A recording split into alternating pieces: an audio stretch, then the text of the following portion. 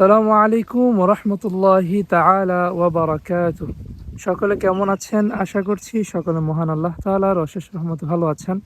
আলহামদুলিল্লাহ, আমিও মহান আল্লাহ তাআলার অশেষ রহমতে ভালো আছি। তো প্রতিনিয়তর মতো আমি আছি আপনাদের সাথে। আমি মোহাম্মদ আসাদুজ্জামান। পূর্বে ছিলাম ওমান, এখন আসছি বাংলাদেশ। তো আসলে যদি বলেন আসলে সৌন্দর্যের স্থান কোথায়, সেটা হচ্ছে নিজ এলাকা, নিজ গ্রাম। এখানে আসার পর মানে কতটুকু প্রশান্তি, কতটুকু শান্তি, কতটুকু প্রশান্তি অনুভব করতেছি তা আমার মনেই জানে একমাত্র, আর আল্লাহ তাআলাই ভালো জানে। এত সুন্দর অনুভূতি লাগতেছে গ্রামের বাড়িতে এসে। আসলে বিদেশের বাড়িতে এইসব দেখা যায় না, এইসব গাছপালা, এসব বাতাস, এই স্নিগ্ধ বাতাস আসলে ওইখানে পাওয়া যায় না এসব।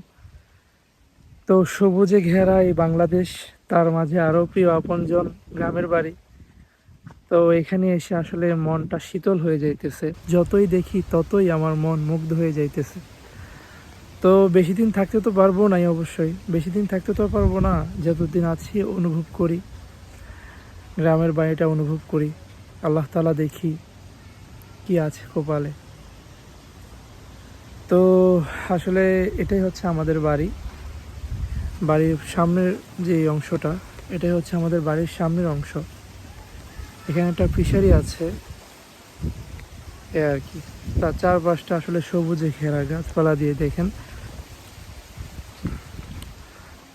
তো এই ছিল আজকের ভিডিও। আসলে অনেক দিন হয়ে গেছে আপনাদের মাঝে এসে কথা বলি না, তার কারণে আজকে ভিডিওটি।